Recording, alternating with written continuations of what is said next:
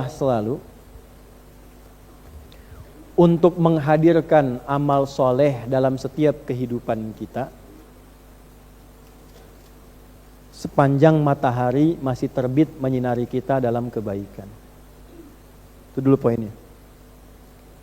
Sudah?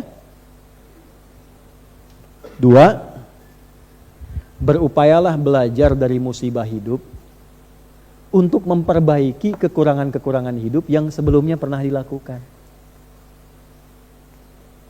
3, awas, ini belum selesai kesimpulannya. Tidak ada manusia yang sempurna. Pasti sepanjang kita bukan nabi dan rasul pernah berbuat salah, itu pasti. Ustadz juga sama, pasti pernah salah, gak ada ustadz yang sempurna.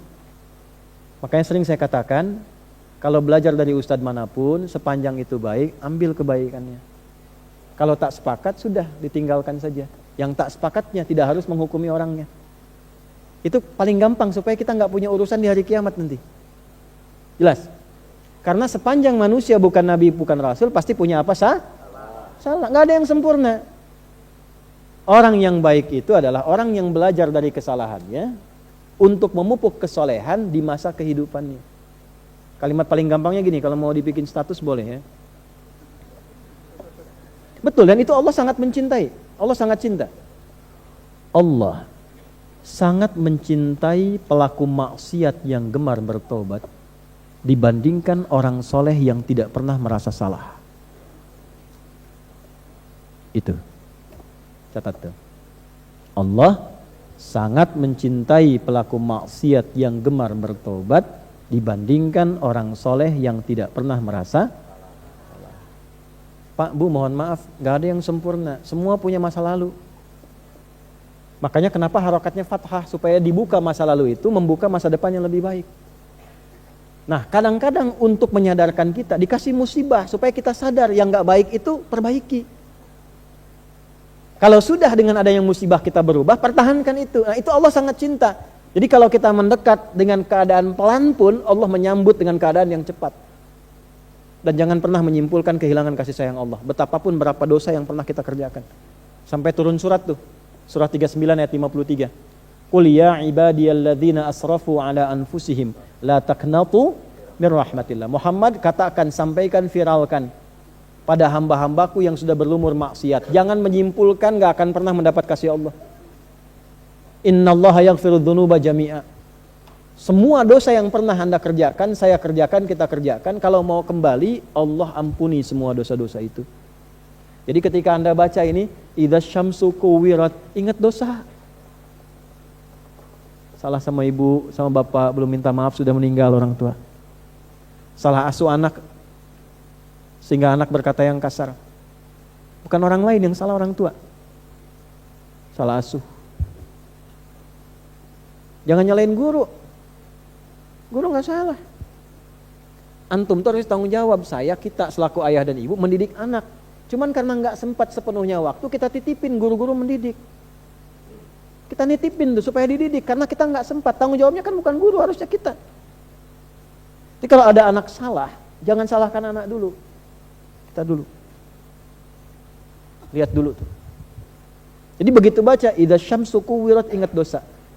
Istighfar. Sebelum datang musibah. Atau yang kedua, musibah kecilnya. Ya, musibah kecil dari ajal itu tiba kematian. Musibah besarnya kiamat. Kalau sudah kiamat gak bisa dirawat. Mumpung masih hidup, ralat itu. Diedit, kata-kata edit. Edit lagi dengan taubat. Perbuatan diedit supaya lebih baik. Mumpung masih hidup. Nah, ini kita panjang ngaji ini, sampai 2 jam lebih kita ngaji sampai dengan saat ini. Kesimpulan ini mesti dapat. Kalau sudah dapat seperti itu, iman makin menguat. Ada puncak harapan kepada Allah. Begitu istighfar sudah muncul, dosa diperbaiki, tanda dosa itu dihapuskan oleh Allah, diterima taubatnya, berubah perilakunya menjadi baik. Salah satu tanda. Makanya ketika ada kalimat taba wa amila sholiha, seringkali disampaikan begitu dalam Quran. Taba wa amila sholiha. Begitu taubat, berubah perilaku jadi baik. Anda kalau pernah berbuat perbuatan kotor di masa lalu, tiba-tiba menangis taubat, terus berubah jadi baik, itu tandanya taubat yang diterima Allah. Dan pesan saya, ingat ya, catat betul pesan ini ya, catat betul. Jangan diingat-ingat lagi perbuatan dulu, selesai. Karena nanti yang paling diandalkan setan menampilkan lagi memori masa lalu itu. Zina, membunuh, mabuk dan sebagainya. Sudah tobat nih jadi baik, sudah nggak senang lagi. Udah, jangan dipikirin lagi. Teruskan yang amal soleh, masa lalu tutup. Nanti setan akan terus menghadirkan itu dan memberikan kepada Anda satu pandangan bahwa kamu dosanya terlalu besar, belum tentu dimaafkan. Hati-hati. Itu tipu daya setan. Jelas?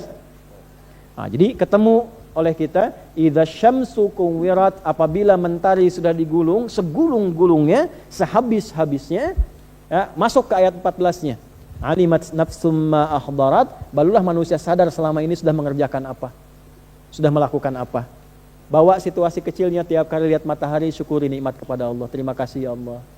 Taubat kita kepada Allah akan dosa-dosa, perbaiki diri kita sampai menghadirkan amalan yang kita pede kita bawa pulang untuk meninggal. Jadi kalaupun meninggal siap.